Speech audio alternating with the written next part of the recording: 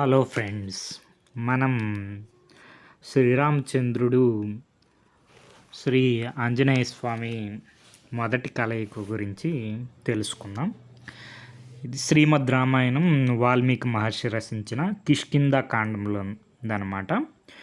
ఇప్పుడు ఏం జరుగుతుందంటే శ్రీరామచంద్రుడు నెక్స్ట్ లక్ష్మణ్ వారు సీత కోసం వెతుకుతూ ఉంటారనమాట. సోదరులిద్దరూ పర్వతములను గుహలను పరిశీలించుచు ముందుకు వెళ్తూ ఉన్నారన్నమాట. ఆ సమయమున ఋష్యశృంగ పర్వతం శిఖరం మీద తన సహచరులతో ఉన్న సుగ్రీవుడు ఖడ్గబాణదారులై వచ్చుచున్న రామలక్ష్మణులు చూచి భయభ్రాంతుడై ఇట్లు తలంచెను. ఎవరు వీరు? వాలి వీరిని పంపియుండునా? మారు వేషములతో వీరు ఇక్కడికి వచ్చియుందురు. ఇట్టి ఆలోచనలతో అతడు ఆ పర్వత శిఖరమున విడిచి మరి ఒక శిఖరమును చేరును. అనుచరులైన హనుమదాదులను అతని వెంట అనుసరించరు. సుగ్రీవుని ఈ అధైర్యమును చూచి బుద్ధిమంతుడగు హనుమంతుడు, వానరోత్తమ, ఈ తత్తర పాటేల, ఇది ఋష్యమూక పర్వతం. ఇచ్చట వాలి వలన మనకెట్టి భయము ఉండదు. ధైర్యము లేనందున కంగారు పడుచున్నావు. బుద్ధి బలము లేని రాజు పరిపాలింపలేడు అని సమయోచితంగా పలికారనమాట హనుమంతుడు. సో మనకి ఋష్యముఖ పర్వతానికి వాలి ఎందుకు రాడు? మనకి వాలి సుగ్రీవుల స్టోరీలో మనం చూసుకున్నాం. వాలి దుందుబుని చంపి కళేబరాన్ని విసిరేసినప్పుడు రక్తం ఋష్యముఖ పర్వతం మీద పడుతుంది. అక్కడ మాతంగ మహర్షి దానికి కోప్పడి వాలి గనక ఋష్యముఖ పర్వతం మీదకి వస్తే తల ముక్కలైపోతుందని చెప్పి శాపం ఇస్తాడనమాట. అప్పటి నుంచి వాలి ఋష్యముఖ పర్వతం దగ్గరికి రాడు. సో తర్వాత ఏమైంది? అంత సుగ్రీవుడు హనుమ ఆజానుబాహులు, విశాల నేత్రులు, ధనుర్బాణదారులు అయిన వీరిని చూచినచో ఎవరికి మాత్రం భయం కలగదు. శత్రువులు మారువేషం తిరుగుచుందురు. అట్టి వారిని గమనించి ఉండవలను. తన పనిని చక్కబెట్టుకొనుటలో వాలి మేధావి. కావున ఆంజనేయ, నీవు వారి యొద్దకు వెళ్ళి వారెవరో, ఎందుకు ఇక్కడికి వచ్చారో అడిగి తెలుసుకొని రమ్ము. ఇంగితములు, రూపము, సంభాషణము వీని బట్టి వారు పరిశుద్ధ మనుష్కులని తేలినిచో చెలిమి చేయుదుము అని పలికినమాట. అంటే ఏంటంటే మనకి మారువేషాల్లో తిరుగుతూ ఉంటారు నన్ను పట్టుకోవడానికి. సో వాళ్ళు చాలా తెలివైనోడు, మేధావి. కాబట్టి ఆంజనేయ, నువ్వు వాళ్ళ దగ్గరికి వెళ్ళి వాళ్ళు ఇక్కడికి ఎందుకు వచ్చారో అని చెప్పి తెలుసుకో. వాళ్ళు మాట్లాడే విధానం, రూపం, వాటిని బట్టి వాళ్ళు మంచి మనసు కలవారు లేదో మనకి తెలుస్తుంది. మంచి వాళ్ళు అయితే మనం వాళ్ళతో స్నేహం చేద్దాం అని చెప్పి చెప్తాడనమాట. ఎవరు? సుగ్రీవుడు ఎవరితో చెప్తారు? హనుమంతుడితో చెప్తాడనమాట. హనుమంతుడు ఎవరంటే సుగ్రీవుడికి మంత్రి అనమాట. వీళ్ళందరూ ఇప్పుడు ఋష్యముఖ పర్వత ప్రాంతంలో ఉన్నారు ఇప్పుడు. సో భయభ్రాంతుడైన ఉన్న సుగ్రీవుని మాటలు విని మహానుభావుడు హనుమంతుడు భిక్షు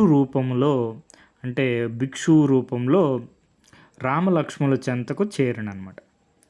వారు పలకరింపకున్నను తానే వారిని ప్రశంసించుచు మృదురంగా ఇట్లు సంభాషింపదొడగాను. అంటే వాళ్ళ దగ్గరికి భిక్షు రూపంలో వెళ్ళారనమాట. రామలక్ష్మణుల దగ్గరికి వెళ్ళి వాళ్ళు పలకరించకపోయినా హనుమంతుడే పలకరిస్తున్నాడు. వాళ్ళని ప్రశంసిస్తూ మృదుమధురంగా ఇట్లా మాట్లాడుతున్నాడు. ఏమని మాట్లాడుతున్నారో చూడండి. ఆర్యులారా, మీరు రాజర్షుల వలె చూపట్టుచున్నారు. భూమికి దిగిన అశ్విని దేవతల ఈ ప్రదేశమునికి ఏల వచ్చితిరి. మిమ్ము చూచి వన్యమృగములు భయభ్రాంతులగుచున్నవి. రాజ్యమును పరిపాలించదగిన మీరు నారబట్టలను కట్టి ఈ అరణ్యములకు ఏల వచ్చితిరి.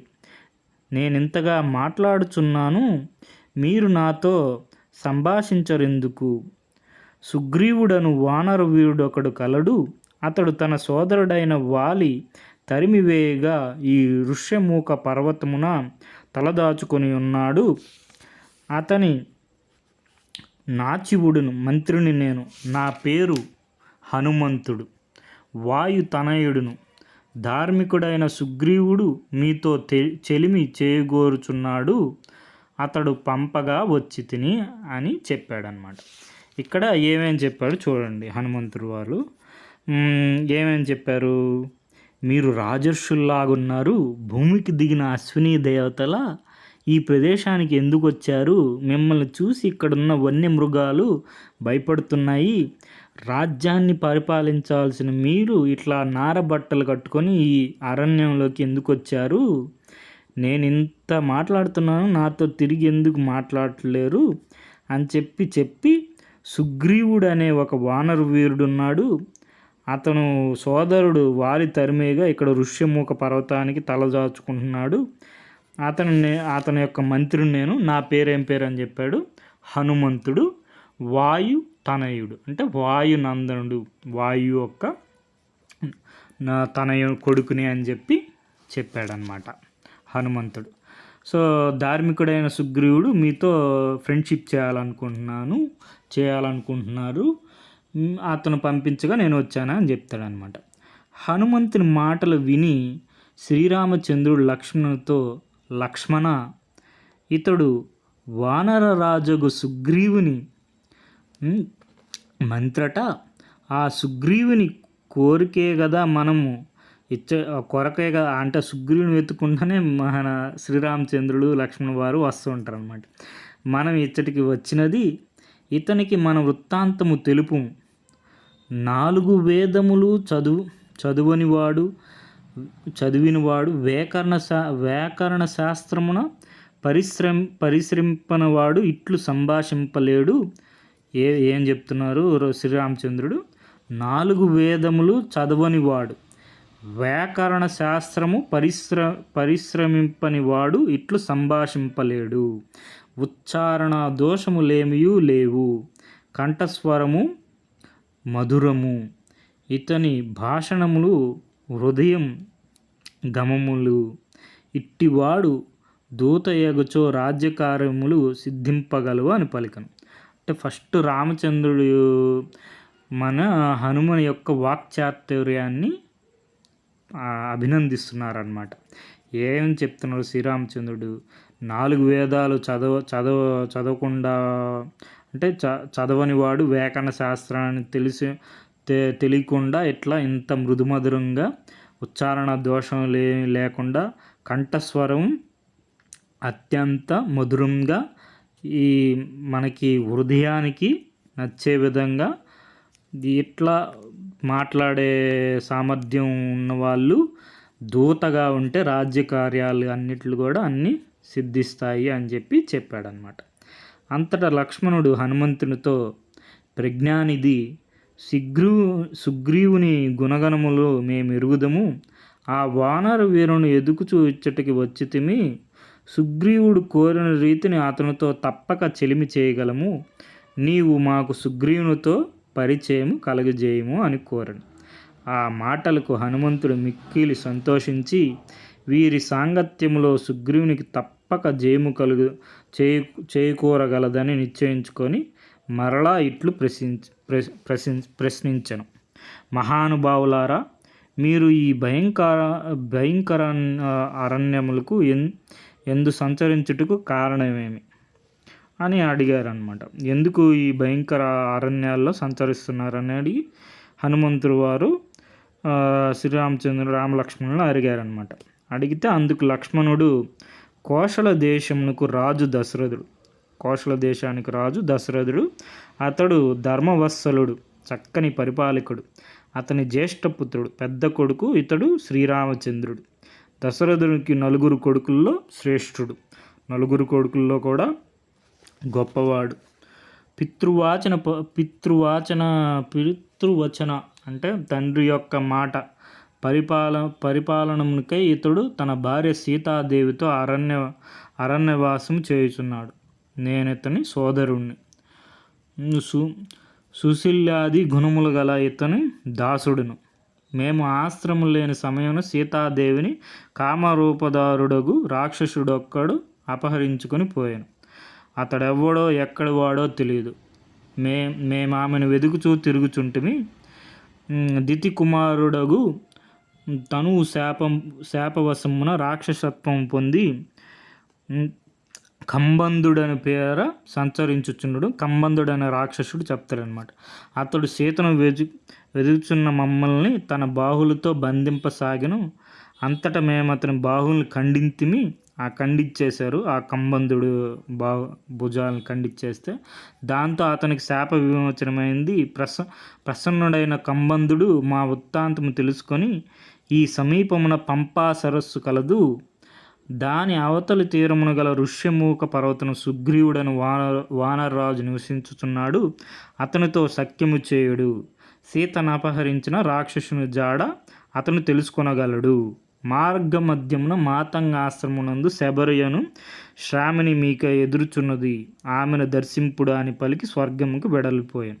అంటే ఈ సుగ్రీవుని కలమని కానీ శబరి మాతంగి, ఇది మనకి ప్రీవియస్ క్వశ్చన్ వచ్చింది. మాతంగ ఆశ్రమంలో మనకి శబరి మీకోసం ఎదురు చూస్తుందని ఇవన్నీ ఎవరు చెప్పారు అంటే రామలక్ష్మణులకి కంబంధుడు అనే ఒక రాక్షసత్వం శాపం ఉన్నతను చెప్పాడు. అతనికి శాప విమోచనమైంది, స్వర్గానికి వెల్లడిపోయాడు అనమాట. అతని మాటల ప్రకారం సుగ్రీవుని వెదుక్కొనుచు ఇచ్చటికి వచ్చితిమి. శ్రీరామచంద్రుడు నేనును సుగ్రీవుని శరణుగోరి వచ్చి ఉన్నాము. లోకనాథుడైన శ్రీరాముడు నేడు సుగ్రీవుని శరణు వేడుచున్నాడు. శోకార్తుడైన శ్రీరాముని సుగ్రీవును గ్రహించుగాక అని తమ వృత్తాంతము సమగ్రముగా తెలిపారు.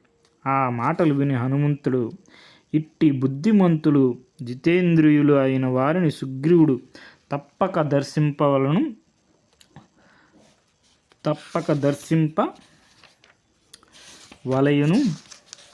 అదృష్టవశన మీరే అతని దర్శనమును కోరి వచ్చితిరి. సుగ్రీవుడు తన సోదరుడైన వాలి యొక్క ఆగ్రహమునకు గురి అయి రాజ్యమును భార్యను పోగొట్టుకొని భయభ్రాంతుడై ఇచ్చట నివసించుతున్నాడు. నేను, నలుడు, నీలుడు, తారుడు అను నలుగురు సచివులు అంటే మంత్రులు అనమాట. సచివాలయం అంటాం కదా, సో అట్లా సచివులము మాత్రము అతనికి సహాయముగా నున్నాము. సీతను వెదుకుటలో సుగ్రీవుడు మీకు తప్పక సహాయం చేయగలడు. మనము సుగ్రీవుని వద్దకు పోవుదము రండి అని పలికి భిక్షు రూపమును పరిత్యజించి సహజముగా వానరూపం ధరించి రామలక్ష్మణులు తమ భుజస్కంధం మీద కూర్చుండబెట్టుకొని ఋష్యమూక పర్వతం కేగును. అతట సుగ్రీవునకు రామలక్ష్మణులు ఇట్లు పరిచయం చేసును. మహారాజా, ఇతడు శ్రీరాముడు, దృఢపరాక్రమశాలి, ఇక్ష్వాకు వంశీయుడు, దశరథుని కుమారుడు, తండ్రి ఆనతి చొప్పున వనవాసము చేయుచున్నాడు. ఇతడు లక్ష్మణుడు, రాముని సోదరుడు. రాముని భార్య సీతాదేవిని రాక్షసుడు అపహరించినాడు. అతని సంహరించుటకై శ్రీరాముడు నిన్ను శరణు కోరుచున్నాడు. ఈ సోదరులు నీతో సఖ్యము చేయుటకై ఇచ్చటికి వచ్చి ఉన్నారు, వీరిని పూజింపుము అని చెప్పాడనమాట హనుమంతుడు మాటలు విని సుగ్రీవుడు భయమును వీడి శ్రీరాముడితో ఇట్లు పలికను. శ్రీరామచంద్ర, హనుమంతుడు నీ గుణగణములు విశదముగా వర్ణించి చెప్పినాడు. వానరుడగు నాతో మీకు స్నేహము చేయుట సమ్మతమైనచో ఈ హస్తమును గ్రహింపము. మన మైత్రి చిరకాలము వద్దిల్లుగాక. అంత శ్రీరామచంద్రుడు తన హస్తమును చాచి సుగ్రీవుని హస్తమును గ్రహించను. వారిద్దరును గాఢాలింగము గావించుకొనిరి. ఆ సమయమున హనుమంతుడు అగ్నిని వందించి పూజించెను. రామ సుగ్రీవులు అగ్ని సాక్షిగా మిత్రులైరి. అప్పుడు సీత, వాలి, రావణుల ఎడమ కన్నులు అదిరినవి. అంతటా సుగ్రీవునితో మనమిద్దరము మిత్రులైతిమి, ఇక సుఖదుఖాలు మనకిద్దరకు ఒకటే అని శ్రీరామచంద్రుడు పలికెను. సో ఈ విధంగా రామలక్ష్మణులు హనుమంతుడు వాళ్ళు మనకి సుగ్రీవుడికి పరిచయమైంది. సుగ్రీవుడు, రాముడు మనకి మిత్రులయ్యారు అగ్నిసాక్షిగా. సో మనకి ఈ మొత్తం స్టోరీ మొత్తం మనకు చూసుకున్నాం. ఇక్కడ దీనికి సింపుల్గా ఉంది, చూసుకోండి. ఇంకా మనకు కొన్ని క్వశ్చన్స్ ఉన్నాయి. హనుమంతుడు నిర్వహించిన పదవి ఏది? సుగ్రీవుని మంత్రి అనమాట. హనుమంతుడు నిర్వచించిన పదవీ స్థానం ఎక్కడున్నారంటే ఋష్యమూక పర్వతం. శ్రీరాముని కలియుడు హనుమంతుడు ఏ రూపం ధరించాడు? భిక్షువ రూపం. హనుమంతుడు శ్రీరాముని తొలిచిన స్థలం ఏది? పంపా నది తీరం. హనుమంతుడు వాక్ నైపుణ్యాన్ని తొలుత మెచ్చింది ఎవరు? శ్రీరాముడు. హనుమంతుడు అగ్నిసాక్షిగా ఎవరికి మైత్రి కుదిర్చాడంటే శ్రీరామ సుగ్రీవులకి. So okay friends, thank you for watching.